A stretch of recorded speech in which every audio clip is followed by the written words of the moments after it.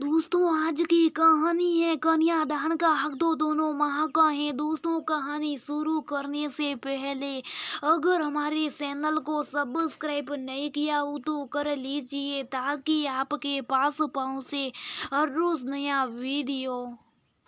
आप लोग ये काम भी ठीक से नहीं कर पा रहे। देखिए ये फूल नहीं सरेगा, इस गेंदे की फूल की जगह आखिर के फूल लगाए।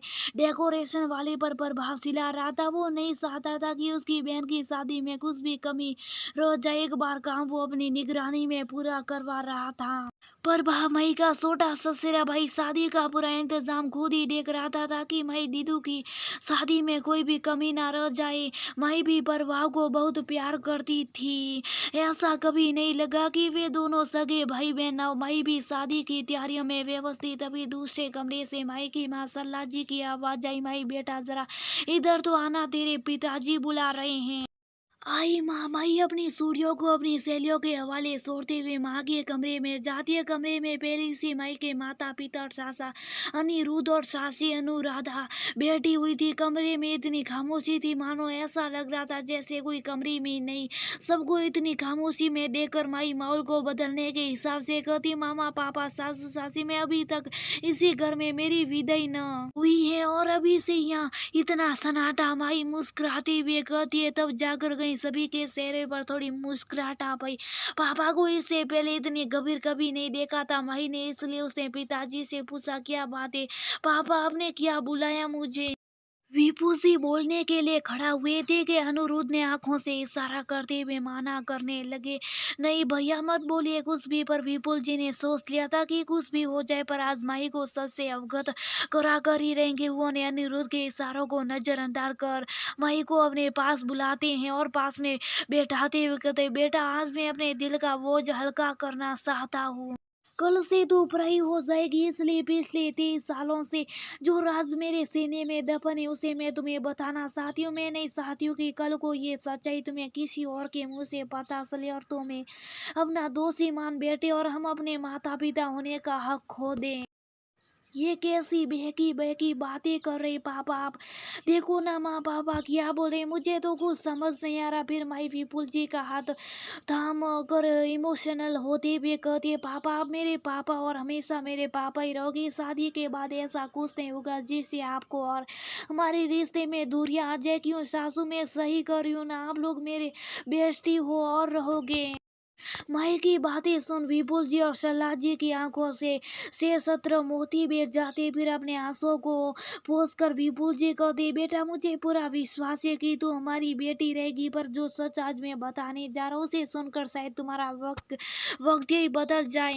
ऐसा कुछ नहीं होगा पापा, मुझे पता है ना, आप दुनिया के सबसे बेस्ट पापा। सीने से लगते हुए माई कहती है। फिर विपुल जी शुरू से माई को बताए बात उन दिनों की है जब सरला पहली बार गर्भवती हुई। इतनी बड़ी खुशखबरी सुनकर मैं बहुत खुश था, पर जब 9 महीने बाद बच्चे का जन्म हुआ तो वो मरी हुई पैदा हुई बच्चे की जुदाई से सरला पूरी तरह से टूट चुकी थी। पर समय के साथ फिर से हंसने मुस्कुराने लगी थी सरला। फिर 2 साल बाद फिर से पता चला कि सरला माँ बनने वाली है तो मेरी खुशी का कोई ठिकाना नहीं रहा। मैंने पूरा ध्यान रखा तेरी माँ का पूरे 9 महीने पर। जब डिलीवरी हुई तो फिर से वही हुआ, बच्चा कोख में मर गया था। अब हम दोनों पूरी तरह से टूट कर बिखर चुके थे।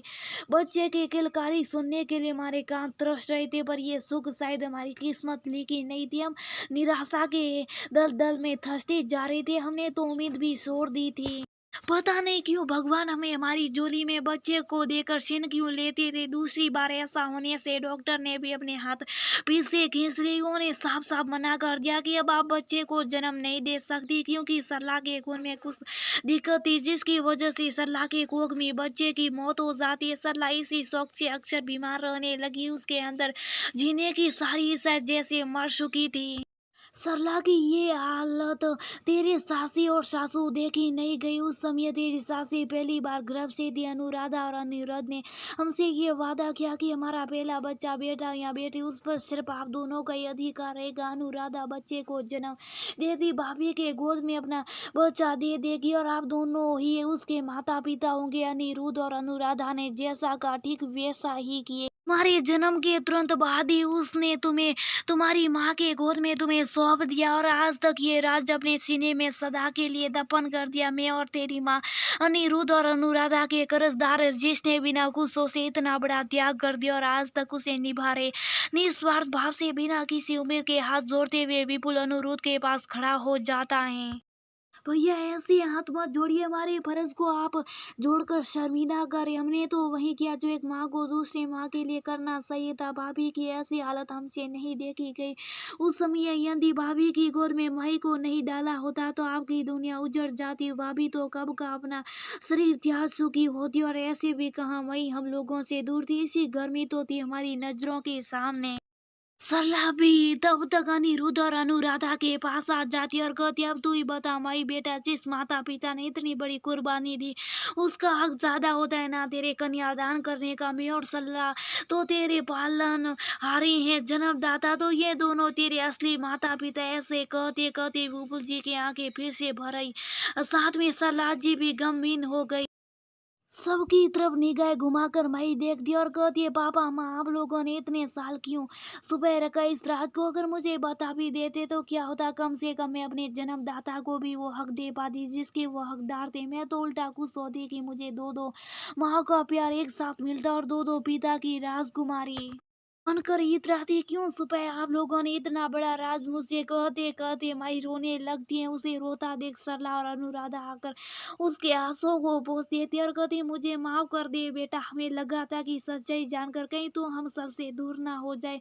इसी डर से हम सभी ने अपने अपने होठ सिले रखे थे। अब जल्दी से हंस दे हमारी लाडो। सरला और अनुराधा दोनों माई को गुदगुदी करते हुए कहती हैं। उसके बाद माई हंसते हुए कहती है, पापा माँ मैं तो खुशकिस्मत जिसे दो दो माँ का प्यार नसीब हुआ और दो दो पिता का प्यार मेरा कन्यादान तो अब मेरी दोनों माँ ही करेगी। एक नए आगाज के साथ बिना किसी डर के मैं मिलाऊंगी दुनिया को अपने पालन हर्ता और जन्मदाता से। मेरी नज़र में सासू और सासी की इज्जत और कहीं गुना बढ़ गई। अब से मैं सासू और सासू के छोटे पापा और छोटी माँ बुलाया करूंगी। सच में माँ और छोटी माँ में बहुत भाग्यशाली हूँ जो मैं आप लोगों की बेटी बनकर इस धरती पर आई हूँ। कहाँ मिलेगा इतना प्यार मुझे? फिर दोनों माँ को गले लगा लेती और खुशी से रोने लगती हैं माई। प्रिय दोस्तों, जैसा अनिरुद्ध और अनुराधा ने किया वो कोई नहीं करता। लाखों में कोई एक होता है जो इतनी बड़ी कुर्बानी दे पाने में सक्षम होता है। कोई भी माँ अपने बच्चों के लिए ऐसी कुर्बानी नहीं देती, पर ऐसा होता है उसके लिए दिल बड़ा होना चाहिए और जो किसी के दर्द को अपना महसूस कर सके वही इतना बड़ा त्याग कर सके।